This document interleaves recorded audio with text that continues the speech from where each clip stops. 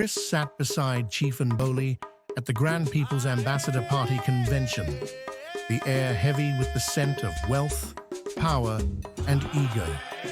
Chief Nboli was laughing, a deep, boisterous sound that echoed across the room. Chris joined in, his laughter more rehearsed than genuine. He had learned the art of playing along in the surreal theater of politics. Here, loyalty was currency, and laughter was its language. People needed to see who you associated with to decide how seriously to take you. And sitting beside Chief Nboli, one of the biggest names in the game, Chris was painting a picture of power by mere association. Chief Nboli had done more for Chris than anyone else in his political career. When times were tough, it was the chief who had stepped in. He gave Chris small contracts, introduced him to the governor, and even secured his nomination for the House of Assembly. Chris owed everything to Chief Nboli. His rise wasn't due to his leadership qualities, but rather the chief's influence. The chief had seen potential in Chris and had brought him into the big league. Now Chris knew he was expected to deliver. His loyalty would have to translate into action and rewards for his benefactor. He had been his benefactor, his bridge into the corridors of power. Without the chief, Chris would have been just another aspiring politician, lost in the crowd. But the price of that ascent was becoming clearer every day.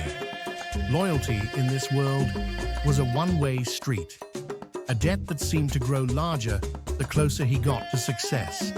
The table before them was a feast fit for kings.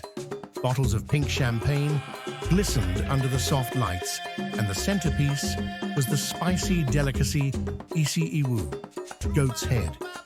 Chief Nboli's enjoyment was palpable as he dug into the meal, his mood lifted by the celebration. Chris noticed the unspoken message in the food.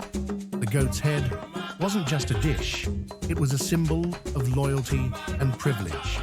Only the trusted were invited to partake. The promises of power and influence were enticing, but they came at the cost of his autonomy.